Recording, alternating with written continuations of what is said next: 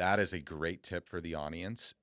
If you take nothing else from this podcast, start tracking your net worth.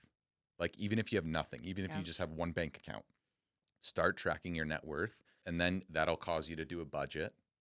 And then you can start to see where you're at in your monthly spending.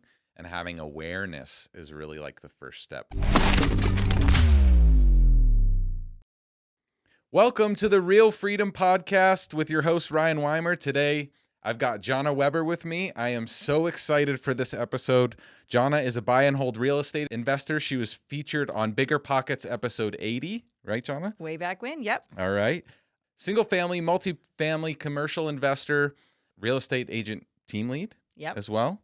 Most recently, she founded the Boise Real Estate Investor Network, also known as Boise REIN, and a huge Facebook group, and we're going to get into that. I can't wait to talk about that. It's a thriving investor community. It inspires, connects, and equips members to build wealth and freedom for themselves and their families. Jonna, how are you today? I'm great. I'm so glad to have you here in Boise, Ryan. Yes, it's so good to be here. So every podcast episode, we start off with, what is your most beautiful failure? I love this question. And it's not, my answer is not what you think it's going to be. My most beautiful failure is I lost a political election. No way. That's right. I don't talk about that very often, but Super back cool. in the day when I feel like I was a completely different person, 2002, I ran for the state legislature.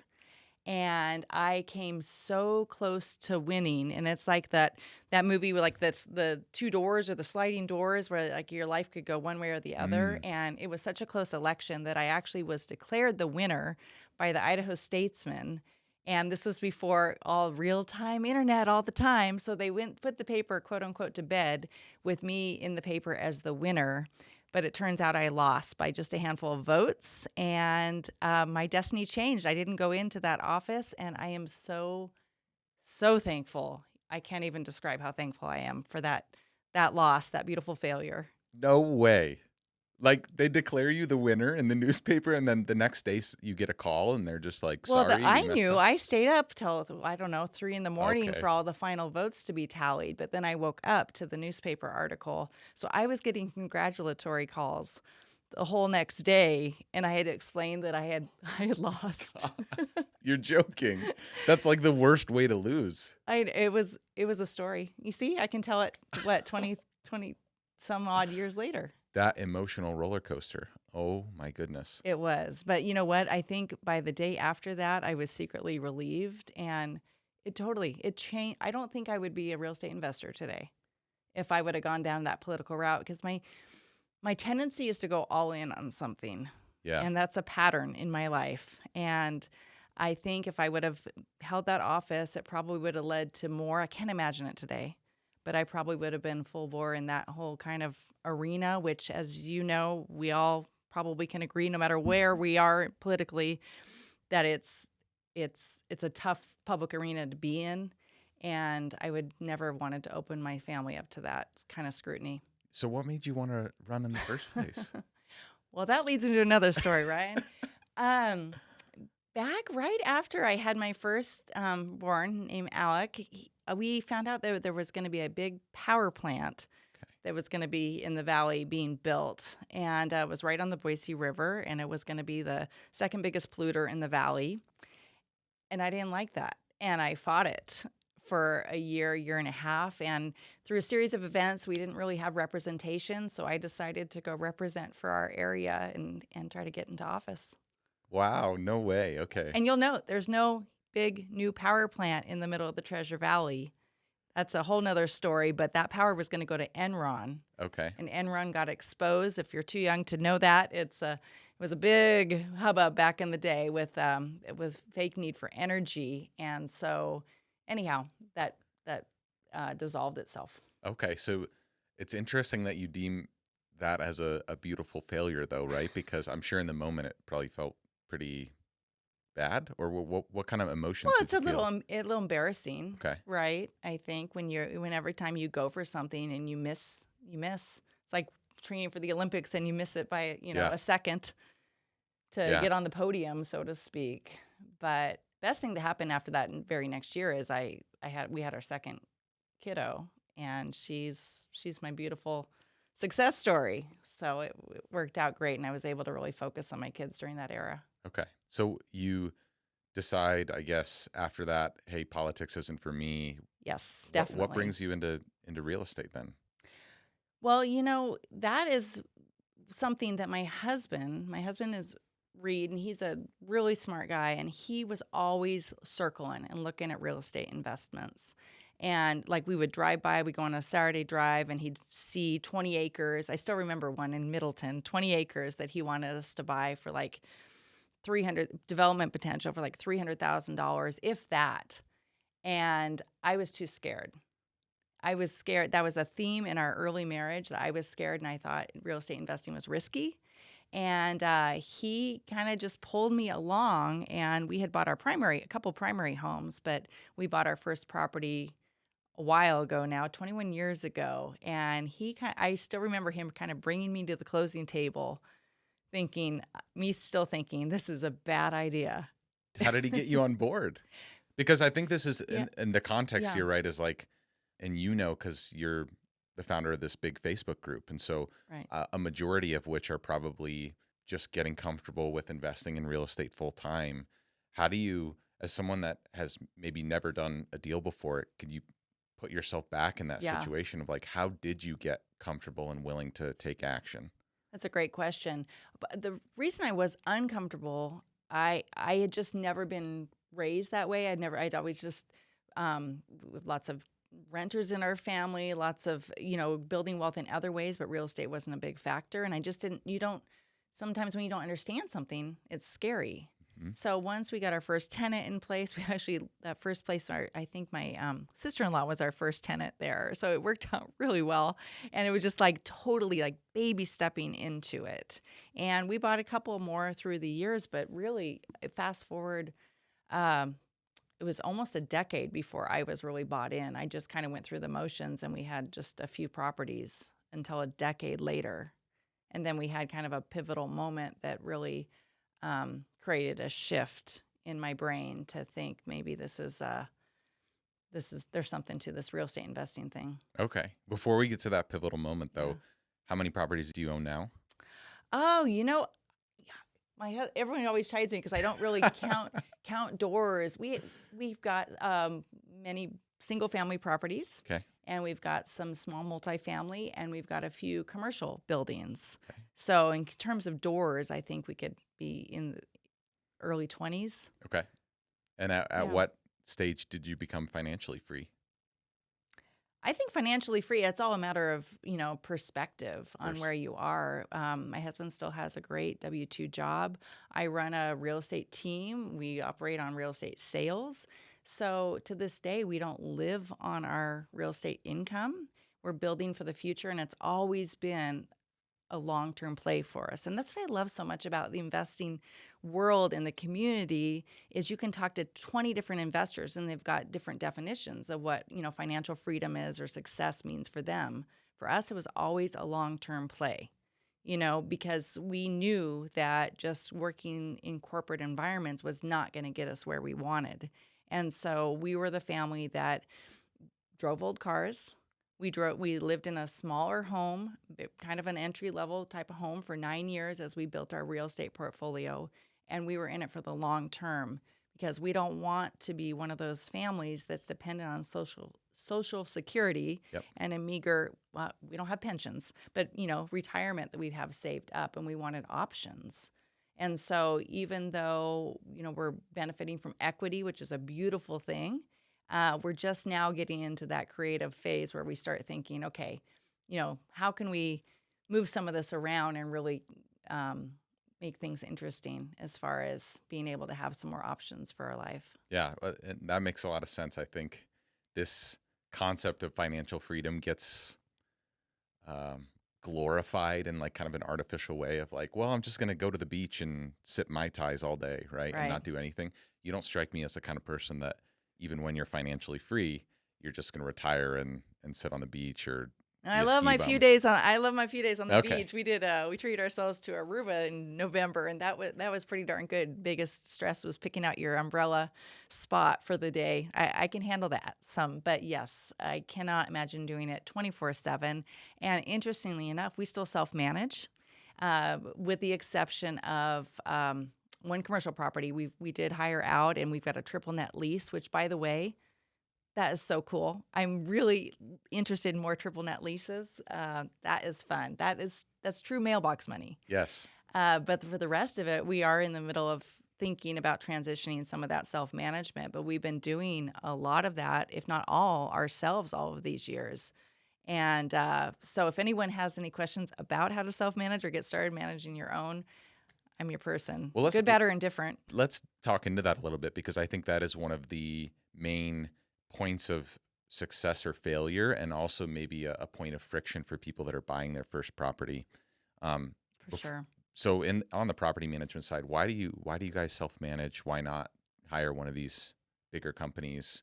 Because you hear the horror stories about renters destroying property and everything. Right. Why'd you guys? It's been an interesting journey, and I'm not even positive that I can say this is the right way to go. We probably would be further along if we would have outsourced that many years ago. Okay. We've spent a lot of time on it. I think there's a couple of kind of reasons why it made a little more sense for us. One is I am a real estate agent, run a real estate team, have bandwidth involved with people that are on my real estate team that can help out with that. And also, we've invested only in our state. We have some properties in northern Idaho as well as Boise, but these are areas that we know really, really well and have relationships with. If I was looking as an out-of-state investor and investing in our area, there's no way I would even consider self-managing. So that's number one.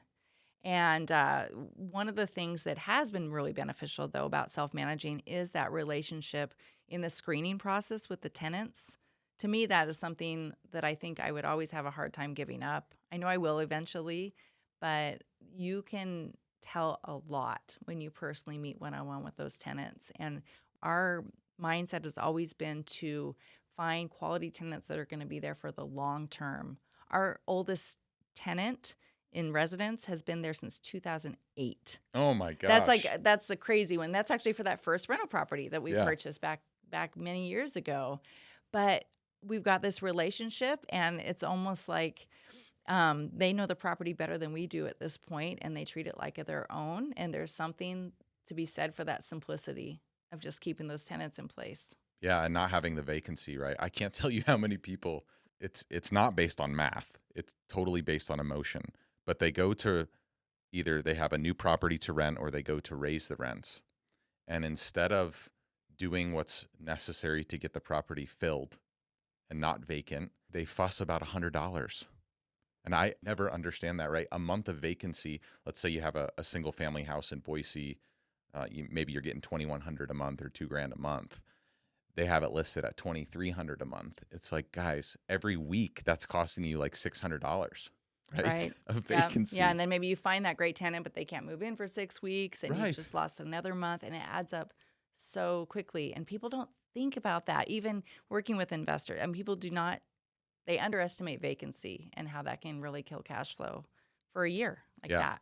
Yeah. Well, and I think your message too, as somebody that is looking to get started and buy their first property, self-managing is a way to make the numbers work a little bit more in your favor, right? I mean, we've got record low inventory. Mm-hmm. We've got interest rates at 20-year high, or don't quote me on that, but they're high, right? Relatively speaking, from the last couple of years.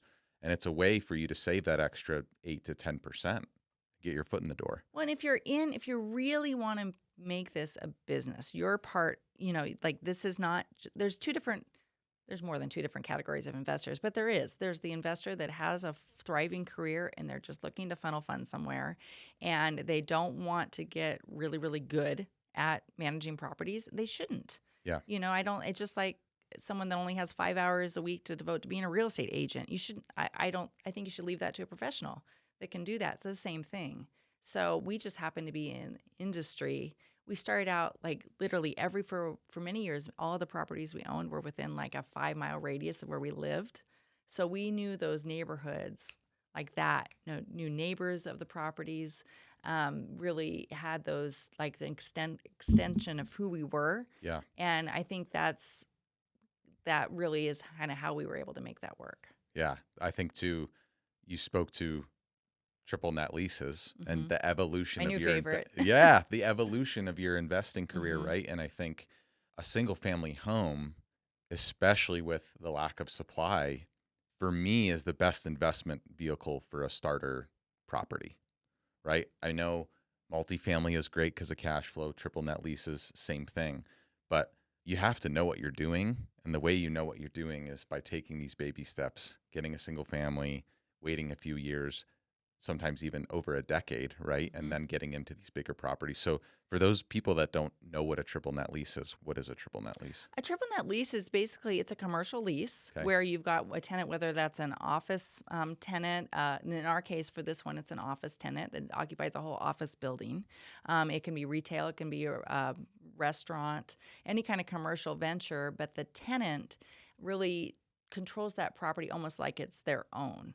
They pay the property taxes. They pay any HOA dues. A lot of times with the commercial park, you'll have a HOA dues really to take care of the outside maintenance. They pay for all the utilities, of course, but also a lot of times most of the repairs for a property. And so that is a way to control your expenses. And so when you get that money come in on a monthly basis, they're paying the rest of it. So you don't have those big capital expenditures typically like you would on a residential property, like a roof replacement, which we actually did 3 roof replacements on single family homes in the last 12 months. Yeah. So the antithesis is something like a triple net lease, which is really fun. The risk with the triple net sometimes is if you have a big major tenant and they're defaulting on their lease, you talk about vacancy, you can have a big risk for a long vacancy with a commercial property. There's trade-offs. What is typical for a vacancy on a commercial property like that? Oh, well, we had one commercial property actually that was vacant for 8 months. Wow. Yeah. That's not very fun when you do have a mortgage on it. Yeah. Well, so there's some risk there. And these, on the flip side though, the benefits, the term length is usually what, 3-5 years? At least. Yeah. Yeah. Potentially longer. Right. They can be. Yeah. But ours have been 3 to 5 in our experience. Okay. It's perfect. Okay. So, I mean, that makes up for a lot of CapEx, a lot of, the risk of somebody moving out every year, like on a residential property. I wonder why in the world do we not have a triple net lease for residential? Like, why does it only have to be for commercial? Well, there are some different ways to structure those kind of things. And I can't speak to, I've done exactly that thing. But if you talk, I'm thinking of a couple of people like Dan Walters in our pro community. He's got deals where he does like rent to own kind of. And so the people are potentially going to own it. And so they take over a lot more of the repairs and so forth on a property. So there's so many ways to structure a deal. So if that's your jam and that's why you're not investing in rental properties because you're afraid of repairs, maybe look at some alternative different ways to structure it so that you're not on the hook for those. It's not black and white. There's so many ways to succeed in investing. I love that. Yeah, in London now, and guys, for those of you that don't know, I live in London right now. Cheerio. Cheerio. We have the last coming up on 2 years here.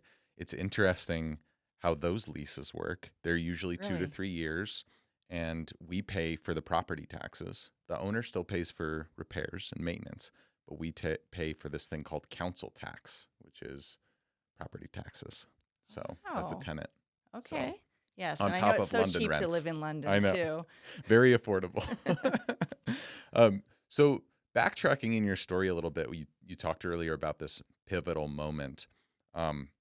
You had how many properties at the time? One or two? At that moment, I think we had 3 rentals. Okay. And what year was this? 2011. Okay, so right after everything took a big dive. Yeah. Okay. Yeah. End of 2010, beginning of 2011, somewhere right in that time frame. Okay. What was the pivotal moment? Well, I was blessed at that time. I was staying at home with my kids. My kids were like little, and I was not bringing in any kind of income. My husband had a W-2 job, and for those of you, many of you out there that are too young to really remember the recession, it was scary times. And many, many people lost their jobs. And my husband was fortunate not to lose his, but it came close very many times. And one day it was not good. And we thought, oh my gosh, what are we going to do if we have no income? And industry was changing. There was tech crashes. There was the real estate market was crashing. And meanwhile, we had this one rental property that was had been our single family home that we had moved out from. We moved out of state for a couple of years and then moved back and had this property on 5 acres as a rental property. We were losing $800 a month as a rental on that because of our mortgage on it. And we were basically feeding it and didn't know what to do about it. And it was a nudge that I got. I always say they're like God moments, like what are we going to do? And I just thought, well, what if we got rid of that and we took that equity that we had in that property and invested it into something that had a positive cash flow? Wouldn't that be fun? Yep. And so it was really, really painful to do it. It was funny because I wasn't an agent yet. And I got so scared during that transaction because I knew we were selling at the lowest point of Boise history on, many, many years. I think our median price point in Boise at that time was $144,000 or something like that. Oh my goodness. So you can imagine how low we sold this for. And we did it, held our nose and did it. But we were able to take that equity and invest in 2 properties right in Boise proper that were positive cash flow. And that was a game changer. That got my attention. And we worked together. My husband and I worked together, got those fixed up, got them rented, and the tenants actually started paying rent, and it covered the mortgage, and it was magic. Okay, so I think this is really important for the viewers and listeners. Try to place yourself in this situation, right? You are 3 years into a really deep recession. Mm-hmm. Many people are losing their jobs. You have 2 kids at home. You're negative cash flowing on one of the properties. With only one source of income. With only one source of income, right? And property values are low. Plummeting. So not only are you feeling like the immediate stress of what's going on the macro, but in the micro, like you now have to deal with this gut punch decision of like, what do I do here? How did you muster up the courage to take action? Because a lot of people get paralyzed in that moment. I found BiggerPockets. There we go. Seriously, I'm thinking about what that was, but that was part of it. And finding other people that thought that it was a good idea. Yeah. Because, you look for validation. You're wanting to be liked. You wanting to be approved. You want people to approve of what you're doing. And we weren't getting it from others, like many of our friends at the time, many of our family at the time. Well, yeah, you have nobody to talk to about this, right? Yeah, I mean, no, really. I didn't have like a real estate investing coach. I didn't have you, Ryan, or I didn't have Boise REIN or anything like that. I just started looking online and searching for like what makes a good rental property and how do you fix up a rental property and all these different things, as we were kind of planning our action to purchase new rental property. And I found community, got into those forums at the time. BiggerPockets was pretty small then, very organic. And it was fun looking back at that past time. It was run by one guy, Josh Dorkin, who was the founder, and he's just an amazing, brilliant person. But I don't think he had any employees at the time. He was burning the candle at both ends. And I found validation that what we were planning to do was not stupid and potentially could work out. And we made the jump. And I think it's so pivotal too. You took a loss, or maybe you didn't take a loss for how long you had owned it, but still emotionally selling it at the low, but then to go buy 2 properties that have since 4x'd in value? More. So we bought a condo for $40,000, Ryan, during that time. So my point is, though, taking that near term, it feels like a defeat, right? And you feel like you're at a low. Yeah, I guess that's the second beautiful failure. Right, but then it catapults you into this massive success because you're also buying at the lowest point. When I was also holding, I did not consider myself an investor when we were losing $800 a month. I knew it wasn't a smart investment. I mean, we had 5 acres. We had neighbors all mad at us with any tenant that was there because they weren't upkeeping 5 acres. And can you expect a tenant to keep up 5 acres? No. I mean, I can't keep up 5 acres. No. I know. So No we'd way. be going over there on the weekends and mowing and doing all the things. And man, it was frustrating, but glad we took action. But being in the game, you were able to learn those tough lessons. What's a deal? What's not a deal? Experience it for yourself. Mm-hmm. And that gave you some floor of confidence to then in 2011 be like, all right, let's go buy 2 other properties instead that make more sense. Right. And if you For had sure. waited and not done that, do you think you would have been able to do that?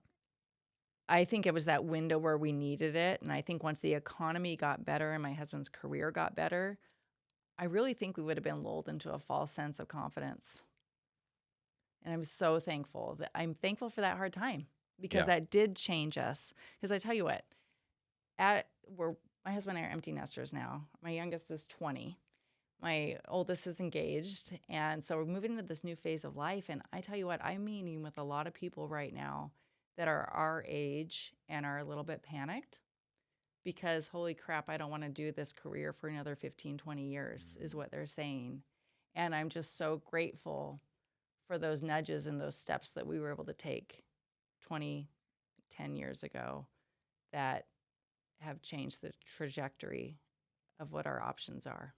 I'd love your take on this. It's a little concerning given just the historic rate of inflation, the fact that we're so underbuilt, and that people's 401ks and retirements are not going to be sufficient for a large part of our population. What are your thoughts on that? I mean, in 20 years from now, my prediction is like the gap between the rich and the poor, like the middle class is just going to get completely wiped out, right? Yeah, unfortunately, I agree. For those people that like aren't exposed to, or maybe they're afraid to take action, maybe they don't have the experience or know where to start about how to build wealth, right? And they're just in this W-2 invest in a 401k type of mindset. That's part of the reason why Boise REIN was created, right? For sure. Can you talk a little bit about that? There's another way. Yeah. There is another way. Well, Boise REIN came about completely organically. Okay. My history with Boise REIN is that we talked about BiggerPockets. I went to a BiggerPockets summit, the first one they ever had. I think it was 2012. Okay. And sat amongst all these people that, in my mind had more credibility than me at the time, but not a lot. I mean, I actually surprisingly found I had a lot more experience than a lot of the people in the room. But I did, to my knowledge, I'm the only person that I met there and that I heard about that was from the state of Idaho. And I could tell really quickly there wasn't really an investor community coming together in Idaho. So I started doing meetups, quarterly meetups. They weren't BP meetups, but they were for people that love BP. Sure. That came together, and that's how I was able to publicize them. I started a first meetup, I think, in 2014. Just did them quarterly for years and years, and then started a Facebook group. It was called Boise Real Estate Investors. In 2017, I believe, just organically. But it came about out of the need that I had to feel like I wasn't alone in this journey and seeking community with others that thought like I did and took actions like I did and that I could learn from as well. So it wasn't until 2022, not that long ago, where I was really at a crossroads because we had built up this community. I think there were 3,000 people in this free Facebook group at the time. A couple of my colleagues had kind of taken over the meetups. MAYOR is still doing them today. Our one we held at Cafe Olay on a monthly basis. And it was great, but it got to the point where either we're going to make this into something and really help people or we're going to just shut it down, really.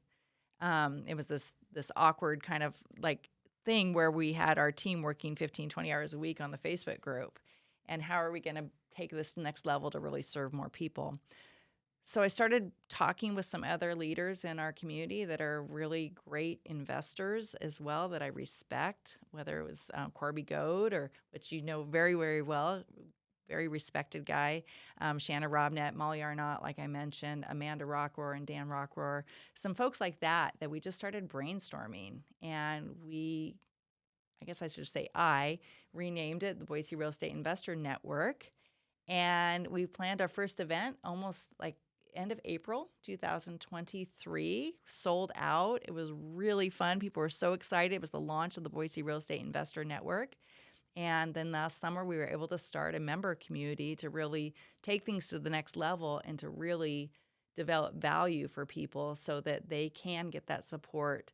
They can be inspired. They can connect with other investors of all different types throughout the valley, and they can equip themselves to build that wealth for themselves and their families. I think that message is so powerful. Guys, I'll give Jonna a shameless plug.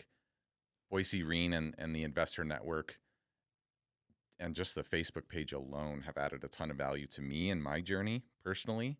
And I think just the amount of people in there, just the quality of people in there, the caliber of people in there is a special thing. It really is.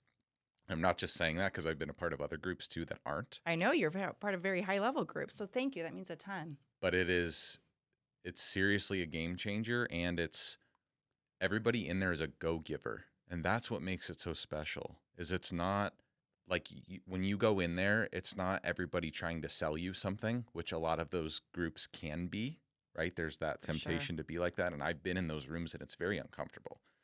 It is literally, oh, there's somebody in this room that is in my exact place on my journey, whether it's 0 or 100 and everything in between, that I can connect with that will genuinely help me and not ask for anything in return. And that is so rare. And I think that's really just a testament to you and your go-giving mindset, because you have to have that as a leader to attract the right people into that community. Thank you so much, Ryan. That is huge. I really appreciate that. And it's true. I mean, this comes from my heart. It's like something I can't not do it at this point. It is such not only a passion project for me, but I believe there's this place for it. It needs to happen. It needs to be here. It needs to happen. I feel like we're in this situation where, obviously real estate investing is trendy and it's the thing to say. And every agent tends to say they work with investors or they're investors, or I can teach you how, or there's the high level courses, and there's places for all of that. But I think there's a lot of things out there that are high on selling and low on value. And we just want to make sure above and beyond, whether it's they're jumping in and, getting a piece of advice, or if they want really high level mentoring and training and coaching, which we're, starting to be able to offer, that it's there for them and that they're getting the real deal. So do you remember what year you started the Facebook page? I think it was 17. Okay, 2017. I was the first member. Well, I'm curious. Obviously, you had some exposure to BiggerPockets, which was a social media definitely platform. Inspiring, yeah. Yeah. And then was that kind of the impetus to start a Facebook group? I don't even think, were Facebook groups even a thing? They were a thing. They were starting. Okay. But I'm kind of I'm an entrepreneur at heart, and that's what's so cool. So many people in Boise REIN are entrepreneurs. Yeah. Investors, but they're entrepreneurs as well, or they're really treating their investment journey as a business, like you have a thriving business, Ryan. And I just kind of wanted to do my own thing. I like to start things. So I just thought it'd be fun. But I really didn't have any commercial enterprise or any agenda. In fact, as an agent, I was working with so many investors at the time. I really launched into my real estate career. I was on BiggerPockets podcast, and it blew up my real estate business. And even then, because you were episode 80. It was embarrassing how it was almost 10 years ago that podcast was. But that's how I really started working with tons of real estate investors in the Valley, was from that podcast. Wow. That was when podcasts were first a thing. Yeah. No, it was crazy new. And but that was fun, and I still get comments on that podcast today. No way. Hopefully people will be commenting on this one in 10 years, right? Well, this is actually I've never told you this. This is a powerful thing for somebody in your market to find a podcast like that. I can tell you, years ago when I first started investing in Boise, I listened to your podcast. And even though it was 4 or 5 years old at the time, insane value, right? Because I needed to find the right content that was applicable to me for where I was at. And to find something like that to listen to, it's timeless. And so I want to give you that plug too. And for anybody listening or watching this, maybe the content of the people doing 100 deals a year or whatever, or triple net leases, or, creating huge Facebook communities and everything that goes along with it is too far ahead. Maybe you just need to go from 0 to 1 and find that applicable content for you about what is that very first thing or very next step that I need to take.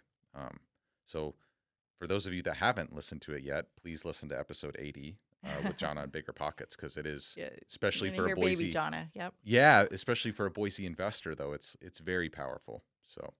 Well, thank you. Yeah, no, it was transformative. And I think listening to people's stories, it's huge. Again, it's that validation. And that's what we're doing actually we have these events at Boise REIN called connection events.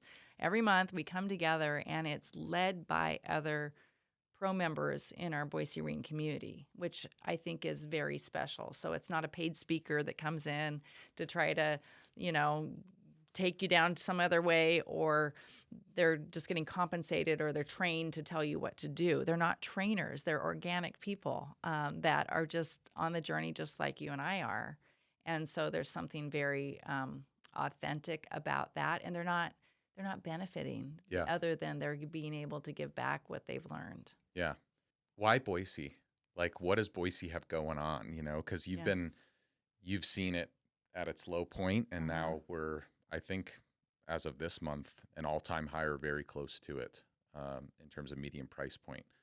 It is heating up. We were in multiple offers on this weekend in homes. Yeah, we're seeing the same thing. And that is crazy to think about, right? Because interest rates have doubled, yet we're still at this point where it's now a feeding frenzy again. Let's speak to the person that's just trying to get in the game right now. How in the world do they compete? Like, what? Maybe it's a house hack, maybe partnering up. What would you suggest for somebody that doesn't own any properties at all? How do they win in this competitive market? Yeah. Well, I think that it depends on what their objectives are, because if they're truly wanting to be passive and just want to diversify their funds and not just have everything in the stock market, I think there's some really interesting opportunities for syndications, for notes, for different funds. That's kind of a different animal, different subject, but I'm personally studying that a lot more right now, ways that you can get in the real estate game, but you don't necessarily have the brick and mortar all to yourself. So that's one option. Going in and connecting with others that you might want to partner with and invest with. I think that's huge. And then as far as Boise in general, as far as getting in the game, I think there's so many pockets where things are a little bit more affordable in the area. You don't have to be right in the middle of downtown or the north end to make a good investment that provides a safe place for a family to live. And I know a lot of people are nervous about the interest rates and so forth, but maybe think about different ways that you could structure some of your equity you have elsewhere to put into a property. You just have to have a long-term view right now. I talked to an investor client this week that's going to buy her third property here in the Valley, living in California very comfortably. And she knows that she's not going to make cash flow with financing, but she's got that long-term view in Boise. So what we can do is we can help find people. This isn't a plug for my real estate services. I'm not here to plug that, but help people find things in the right areas that are in the path of progress, that are gentrifying, and they're going to be in a really good position long-term. Because I think we are in this sweet spot where we said, why Boise? We had this shift, obviously, during COVID when everyone flocked to here, and it's hard to put a secret back in a bottle. So I think anytime there's flux moving out of more populated states, they're going to continue to turn to Boise. Employers are giving notice. We've got major expansions happening here. The Micron expansion is huge. There's other industries moving in, our Amazon center. There's just so many reasons that even though we still have we have sales tax, but we also have income tax and so forth. People are valuing a quality of life like never before. Yep. And they don't want to get caught in a high rise in a big city again if we have a lockdown. You still hear that, and people have had a mind shift since that time. Yeah. Well, I think too, I bought my first rental property off the MLS 50/50 with Corey, who works with me in Offer Now, Idaho. But like, that was the only way I could get in the door, And so I think it's like you just got to get in the game. Whether it's so selfishly, I'm going to tell you that you need to learn how to do creative finance because you can get in with sometimes zero money down. Right. See, I didn't even mention that. There's so many ways. There's so many ways, but and that's also got its downside, right? Because having shiny object syndrome is a thing, especially if you have that entrepreneur type of mindset. And the thing about real estate is you just got to pick one and go for it, right? And you got to focus on it. And time is your friend. Like that property we bought 50-50 4 years ago, it's already more than 2x'd itself, right? And we've just had a renter in there the whole time. Like we've done, I think we put like $15K into it or something to do carpet and paint and flooring, but like that's it. And we just waited, right? Yeah. And I think that's the message is you have to have a longer view of things, because if you can do that, and if you just get in, I mean, get 4 partners, like do whatever it takes, right? Learn a new skill, network with people, but taking that first action to get you into that property, it propels you for the rest of your life to have opportunities to buy property and accumulate wealth. And I think that is exactly why Boise REIN was created, right? Is to give people that sense of community of you're not alone. Mm-hmm. Even if you've done nothing, even if you have no experience, you don't know what you're doing. It's come talk to this person, like come to an event, come just hear about it. So, so that it's not this fugazi thing that's not real. It's right. Real people doing real things. Yep. And people get scared off, like everyone tells the proverbial story about the toilet that overflows at 3 a.m. You hear that on every podcast. And we've been doing this for 21 years, and I've never had it overflow in 3 a.m. So don't be scared, guys. I've had a tenant die a few times. Oh, me too. Okay. Me too. Okay, yes. So We've got plenty of those stories, but the point is you're still further ahead regardless. Right? Yeah. Yeah. Well, and life goes, I mean, things are going to happen. Life is messy. You can choose your messy, and it can be, helping a tenant through something tough, or having to evict a tenant or something like that, or it could be having to get up at 6 a.m. every single morning and put on a suit and go to your office for 60 hours a week. It just choose your hard. That's what it comes down to. Till you're 65, and then hope or older, and then hope that you have enough in your 401k or retirement. And right? I don't want to like one thing that I'm really emphatic about, I don't want to necessarily like shoot down anyone that has a traditional career. I think I'm so thankful for our attorneys and our CPAs and our physicians and everyone that's out there working and building their business and has a passion for that, and they've got a gift. So I want to honor that. And maybe for that person that says, but I don't want to quit my job, because I have a lot of great clients like that, but they also want to diversify their portfolio. So that's where just, the few properties or investing in some syndications or something that's a little bit more passive might work for them. But I really think for anyone that generates any kind of significant income, there's no question that real estate should be part of their portfolio. Yeah, no, 100%. And the best thing I ever did was double dip in my engineering job. Mm-hmm. The whole reason that I could even qualify to buy that first rental property 50-50 was because I had a W-2 job, right? And so you definitely need to use that to your advantage to propel you into the next thing. But I'm warning you, once you get the itch, it's a tough one to scratch, because what happened to me is I started seeing the power just in a few years of the wealth creation while I was sleeping. Still working my engineer job, but all of a sudden, more cash flow, properties are worth more, equity is building up, my net worth is increasing. And I'm like, my net worth is increasing a lot faster on the real estate stuff than it is with this paycheck I'm getting from the corporate job. There's something to this. So for sure. I'm curious, do you sit down at a certain interval of time and track and see where things are in your net worth? Yeah, I used to do it on a monthly basis. Now it's quarterly, just because it requires like a full 8 hours to do, honestly, with all the properties we have and notes and everything. Mm-hmm. But that is a great tip for the audience. If you take nothing else from this podcast, start tracking your net worth. Like, even if you have nothing, even if you just have one bank account, start tracking your net worth. And then that'll cause you to do a budget. And then you can start to see where you're at in your monthly spending, and having awareness is really like the first step towards Oh my foundation. gosh. We started way too late on that. We do it now, and it's huge. Yeah. And it's even fun too if you have mortgages on properties and see how much more equity you're building. And the longer you own properties, the more, that you're paying down on the properties, and then you start to get them paid off, and then it gets really exciting. Oh, let's talk about that. I actually want your opinion on this. Okay.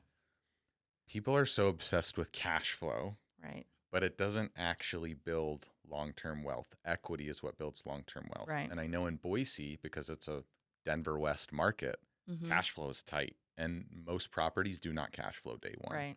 So, like, what is your stance on cash flow versus equity? Because you've also had an experience of being too much negative cash flow. What do you advise people? I like a balance. Yeah. And I probably would take more risks if I was 25.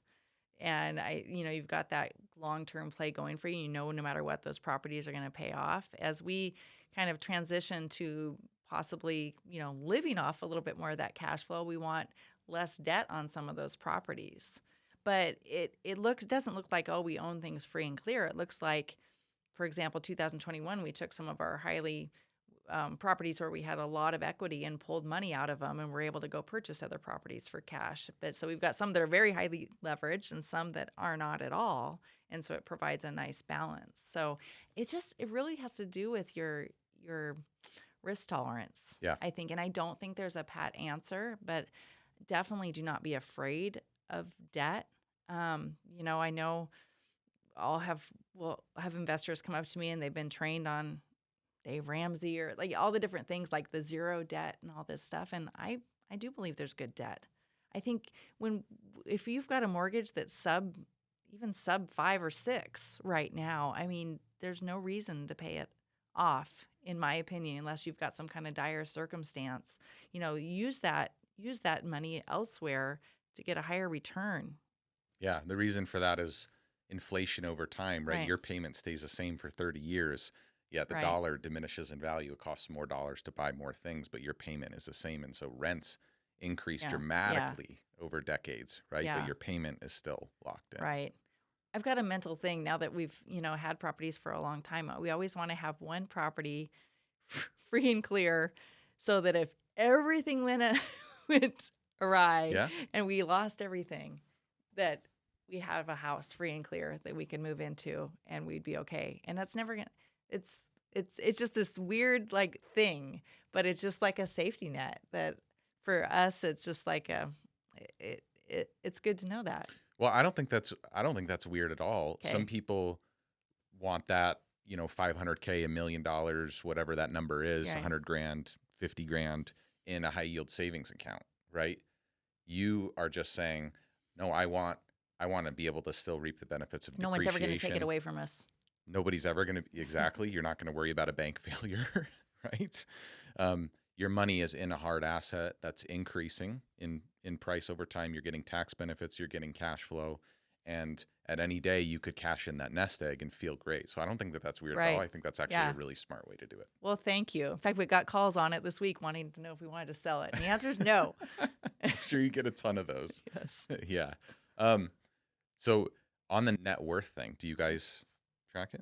We do. Okay. Yeah, we've got a spreadsheet, and it's pretty darn detailed, everything. And not just real estate, but also stock portfolios and funds and things. And I'm so partial to real estate because there's even when things go up and down, you got somewhat control over it, what you're going to do with the asset. And people say it's not liquid, but everything can be sold at some cost at some point, and it's fairly liquid, I think. And I tell you, it was scary back in the recession when those prices were falling. A house that we lived in plummeted, went half as much as we had paid for it. But you just hold on. That property is at least 2x, 3x what we paid for it, even then, but we weathered the dip. And same with things that we had, properties we had tenants in, and you just keep them rented. So I guess that's another message. If we do have a dip, because market cycle, inflation, we've got all these things going on where I don't I don't know if it'll ever get to anything like that. I don't think so. But don't panic. Real estate is so forgiving if you just give it time. Yeah, and I'll speak to the future fundamentals too, because I want your 2024 and beyond market prediction. But right now we're in an environment where rates are high, yet the trend is lower. When that happens, who knows? Or at the very least, staying the same, right? And you can see inflation coming down in the data and all the stuff the Fed talks about, and whether you agree with that or not, that's not for me to say. But we're in a situation now where builders, especially here in Boise, they're finishing up what they've started, but there's not a lot of people buying new stuff. And so 2 to 3 years from now, we're going to be behind again in terms of supply. And that's what's a little bit concerning and alarming to me. If you are not in the game yet, I think now is when you have to buy, because in a few years, there's not going to be as much new supply coming on. We're going to be in even a bigger deficit than before. And what's that going to do to prices? I mean, you're going to see things go back to their 8 to 12% appreciation year over year. So that's my prediction. I like it. What do you think? It's bold. I think what you're saying, it makes a lot of sense. I don't know, but I do know as cost of living keeps increasing, like you said, the middle class is disappearing, and there's going to be haves and have-nots, and that means I think a larger rental community. And so we've had a little bit of stagnation or even decrease in rents over the last couple of years, but I think that's a temporary blip.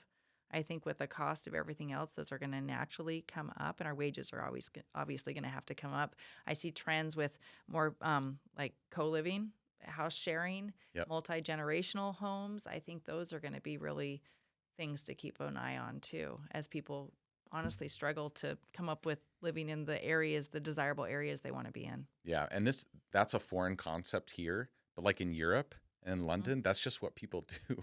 Like people live 3 or 4 roommates to a house until, they're 40 plus, and that's just the way they do it there, because it's so underbuilt and there's just so many people. And I think it's the same way in Asia too. The spaces get smaller, right? Sure. And higher density, but they're always late to it.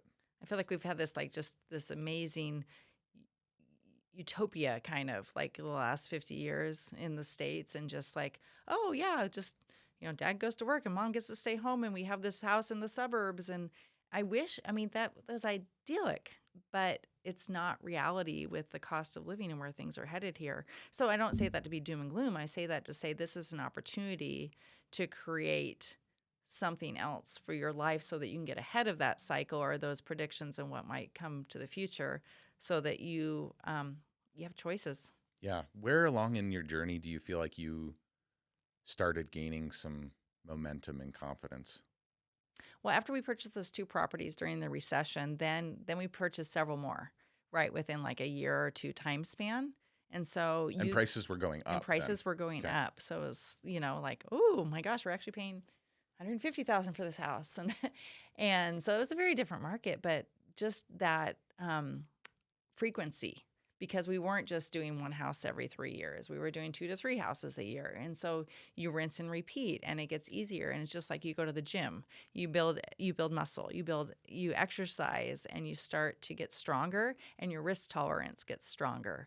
And so that created a little bit of momentum, along with getting involved with BiggerPockets and going to the summit and starting our meetups, where you're surrounding yourself by that community, because you are who you hang out with. And your mindset shifts. It can't help but shift if you hang out with people that are also doing more for their lives. And so it was right in that period, right as we kind of came out of the recession. And it was during that period I decided to get my license too. So then I was just all in on real estate for a stint. But one thing that I like to talk about is that it's just little short bursts of activity. Right. So we have periods in our life, and I know you're in this period too, Ryan, where things feel a little imbalanced, because you're putting all cylinders trying to make some momentum happen and, purchase the properties or get them rented, or learning curve of all the education that you need to have, but they're for short stints. So the majority of our quote unquote wealth was created. I can point to just a couple year periods. Does Yeah, that make sense? it's a season. There are seasons. Absolutely. But you don't have to like run a marathon every single day in the real estate game. You get intense and you get focused for short seasons, and you benefit those results long term. Yeah, and I think I'm so glad you brought that up. Here's a real tangible example of what that looks like. When I bought my first rental property 50-50, it was the max that we could afford with our combined incomes, right? Because everybody, they get qualified for a certain loan amount, and most people buy up to that limit or very close to it, right? And so for that, like 2 years following that, our savings were both completely depleted, right? And we're invested into this thing and put money into it, and it's not cash flowing a ton. I think back then it was like $50 a month, maybe, right? And those 2 years were hard, because we had to be very careful about living below our means. And in the short term, it felt really tough, right? Because it was that season of making financial sacrifice. And so maybe we couldn't get a new car or go on as many vacations or whatever, but it was just a short period of time. And now we have those benefits for life, and all that equity for life. And if you could just get that into some people's heads, Yes. I hope that we can do that for somebody today, because that's huge. Because people have excuse-itis, and they just like, or they don't want to sacrifice that short-term gain or that short-term pain, I should say, and they settle. Yeah. Yeah. Well, I think it's because it's comfortable. Right. And like you said earlier, you are your environment, and you are the average of the 5 people you spend the most time with. So if your environment and the people you're around don't have that mindset, and they're always spending up to what their paycheck is, and they're living paycheck to paycheck, maybe just out of pure ignorance, not on purpose or anything, but just because they don't know, or they're not a part of a Boise REIN, they're not a part of a Facebook community and not starting to get educated. That's exactly why you need to change your environment. And that's hard. That's way easier said than done, because you either have to have two things. You have to have a strong enough why, or you have to have pain to do that. You have to have pain to wander into a new crowd, right? Outside of maybe your small town, or your family, or your high school friends or college friends, or whatever that environment looks like for you. And that's why Boise REIN was made. So that's why it's so impactful. Yeah. So, well, cool. Talking about Boise REIN, talk to me about the vision. Where are we headed with it? Because we just started doing the live events. Yeah. A year ago. Yeah, not even a year ago. We have our own podcast, which just I love this. This is so great. We love having you on our podcast and vice versa, and just being able to share our knowledge that we've learned so far, because we've got such diversity in all the different types of experience that all of us have. So it's so great to not just have been learning from one person. But Boise REIN's not about Jonna. It's not about me. It's, like I said, it's bigger than me. It's a calling. And people are creating this with me. You're creating this with me, Ryan. Matt, our podcast host, and Corby and Molly and all these key leaders in our community are part of Boise REIN, because we want to make impact. I've got obviously like big plans of things specific to teach investors that we want to go with it, but also from an altruistic standpoint, how we can impact others in the community that maybe aren't investing for themselves, but maybe we can impact them financially. There's opportunity for not only true equipping people with investing information, but there's community. And so we've even had people come join our community that are just here part-time. Maybe they have investment properties here and they live in other states, and they come and they join with us because they want to get to know what's going on in the community, and they want to make those connections here. We're seeing genuine friendships being made, like accountability groups, which is really exciting, to hold each other accountable and to make sure that they're doing what they said they were going to do. We've got a Boise REIN Book of the Month Club where we're going through books together. We did Go Giver last month. This month we're doing the 12-week year, which is really great as we go into Q2. We want to provide that connection and opportunity for people to take their real estate investing business to the next level. And we're doing that through empowering them to come learn from other investors that are just a little bit further down the journey that can pour into them and help them avoid some of the mistakes that you and I made. 100%. And guys, the value in this is insane. Like, I'm just thinking back. Luckily, both of us found a BiggerPockets. Right. And that's still a great avenue to learn. But it's not the same as someone in your market saying, here, take my hand. I've been where you've been. Or I know somebody that's in your exact place right now, or maybe one step ahead of you. Let me connect. Here's that helping hand. Take my hand. I will guide you through this and walk you through this. And I see a lot of that going on in the Facebook group, but when it's in person, it becomes another layer of connection with somebody. What's the top question that people ask in the Facebook group? What's like the most common thing that you see? A lot of it is people just wanting to get started, but they don't know where to start. Yeah. It's like, where do I start? You know, and how do I determine what the best route for me is? And that's where I say it's such an individual decision based on their journey. So, I mean, if someone's in that position, I will offer it right here. If you want to discuss exactly what that might look like for you based on where you are in your financial journey, we can point you in some directions for even where to start to learn, because we can probably find someone that's very, very versed in whatever avenue makes most sense for you, even within our Boise REIN community, where we can direct you to and get you some one-on-one help. Love it. The Facebook group is up to how many people? The almost 4,600, I think. Okay. Right now, we're in March 24. Wow. Yeah, but then we've got our growing member community we're having many events a month. Tomorrow we've got a luncheon, very diversified. Tomorrow we've got Franny Wilson, who's with Ampersand Studios here in town, talking about building your personal brand, because even as real estate investors, if you're an entrepreneur, you need your brand. Down to yesterday we had Rich Jarvis, a friend of ours in the Boise REIN community, who's very, very versed in raising private capital. So he went deep dived with us yesterday via spreadsheets on how to raise private capital. So there's really a diversification going on of different things that you can plug into at your leisure, and then everything's recorded in the portal so they can hear these things later. And so all kinds of resources available that are local to what we're doing here in Idaho. I love that. Absolutely love that. So for you moving forward, do you think you'll be in Boise forever? Is this where you want to stay? As a home base, that's our plan. Love it. Love Boise. We're invested here. I've been here. I've lived in the Valley since 1994. So seen it grow just a tad bit. With more and more travel built in. I'm going to come see you in London soon. And my husband and I are doing more international travel. My daughter's studying abroad right now.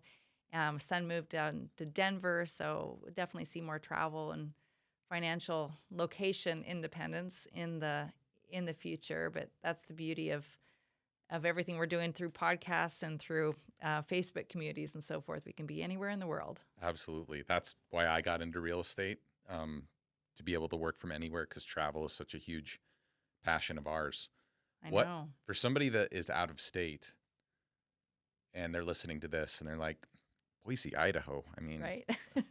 I think I know where Idaho's a state, and where is Boise on a map? I can't point it out. What is the magic of Boise? Well, the trite answer is we're just friendly. We are friendly, but it's a convergence of this small city. It's a convergence of kind of rural and outdoorsy, but also being able to have all the joys of a kind of thriving metropolis. And it sounds funny, you don't expect that, but we are getting very, very high-end hotels. We've got a thriving downtown. We've got Broadway in Boise that's here. We've got all the major musical acts come into town. And yet you can also just hop on your bike and do mountain biking. You can be within a ski mountain within 30 minutes. You could be on the lake. You could be water skiing. Outdoor enthusiasts love Boise, so that's the magic. And we've just got this pretty little airport. People come in and they just are able to take a deep breath. Yeah. And just exhale and just slow down a little bit. It's that slower pace of life still, which is really magical, but where you have that unique mix of having the big city amenities now, which is exciting. You know what's great when you can show up to the airport like a half hour before your Right? flight and it's plenty of time. I mean, that is that's a nice convenience for me with how much I travel. But I think to like the first time I don't think I took my first visit here until 2018. Um, and I remember walking down the street and like walking down downtown and people saying hi to me. Hi, how's your day? Like a total stranger. And I remember thinking, wow, I haven't experienced this in a city before. Like I'm from a small town in Colorado, and that's a common thing near Aspen called Carbondale. And that's a thing. And people wave at each other, right, as they pass. But to experience that in a city, that is what struck me as, okay, this place is a little different. I can see the appeal now of having modern conveniences of a city, but still has the small town charm. And I can't think of many places in the U.S. that still have that. It's a very select few. So Yeah, we're I'm very fortunate here. I'm very pro Boise. There's a reason why my whole team is here and why it's really the only state I bought in San Diego before, but this is really the state that I'm most heavily invested in because I don't see that migration trend stopping anytime soon. It just has way too much to offer. It's still relatively affordable compared to the West Coast. So I love it. Definitely. We're so glad you found us, Ryan.